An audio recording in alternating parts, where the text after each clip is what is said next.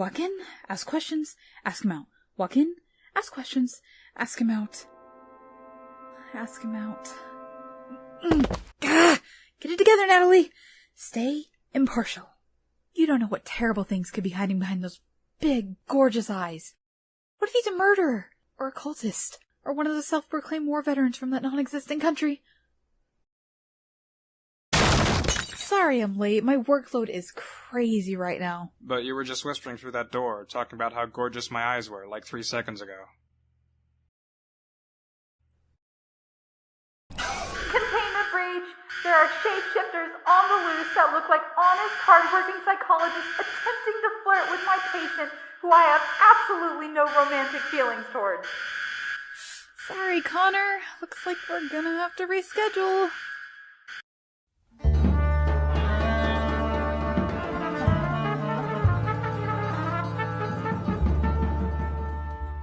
Guess they all got away.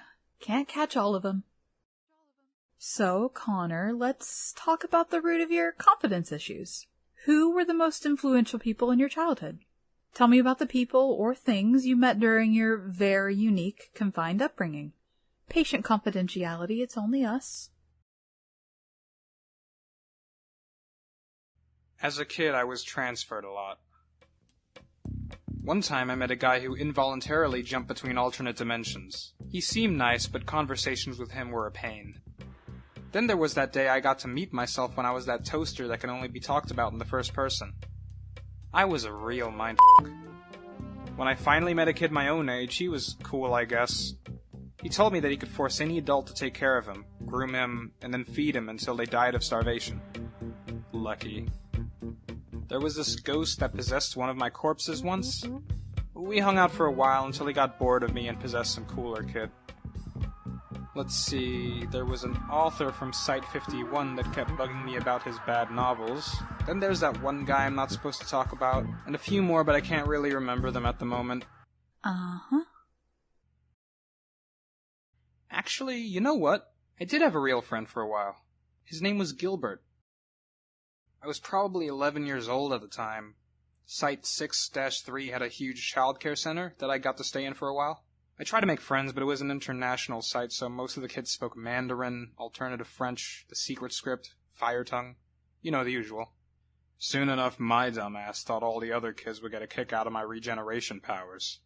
They didn't like it. But somebody thought it was cool. It was one of the pet octopi from the kids' aquarium. Turns out these octopi were psychic, so it didn't matter what language I spoke. I called him Gilbert. He was bullied a lot by his siblings because he couldn't change his colors. They snuck up on him and kept eating his food during feeding time. Gilbert always used to tell me that he wished he had my regeneration powers because of how useful that must be to fight against the winged menace. I don't know what he meant by that, but it made me feel pretty important. So I always made sure to keep him well fed whenever his brothers and sisters would go to sleep.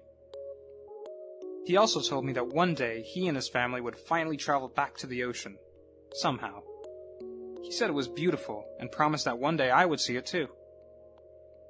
On one occasion, I was given permission to visit Gilbert's main tank in the aquatic center. They took him and all the other octopi there for most of the week. I was pretty excited to see Gilbert's mother. Octopus don't use names, so he just referred to her as the Big Gilbert. Was the Big Gilbert as sweet as the Little Gilbert? Connor? Maybe it was psychic energy or childish fear, but I ran out of that room as fast as I could. Somehow I knew the mother didn't want me near her or her children, so I never came back. I guess Gilbert wasn't allowed to visit the childcare center either. They just put stupid mermaids in the aquarium instead. It wasn't the same. Anyway, I'm sure he's fine. I always used to tell Gilbert that he should ditch his family the second he got out.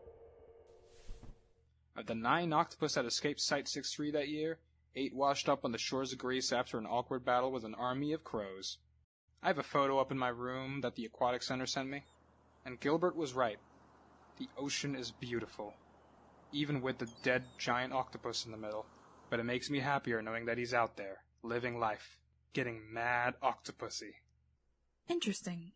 So, if he's still out there, does this mean he lived past the average octopus lifespan? I don't know. Do they live long? Oh, dude, they live forever. Oh, thank God.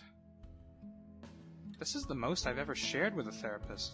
You're so good at being not overbearing and unpleasant, Miss Powers. Oh, gosh, please. Call me Natalie. Well, you may continue to call me by my first name. I thought Connor was your surname. It's interchangeable. Oh my gosh. I feel like I can tell you anything.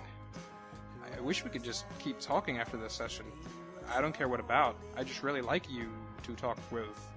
Maybe we can go on a date sometime. We can talk about whatever we want on a date, and awkward pauses are normal because we're eating. Date? Does that mean we get to hold hands?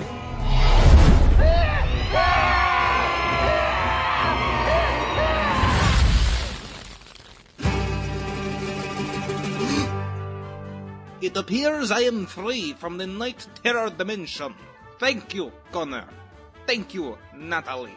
The sheer amount of sexual tension from you untouched virgins shattered the boundaries of reality, and now I can walk amongst the living yet again. Yes! By the way, session's next Thursday, Connor. Remember to bring your dream journal.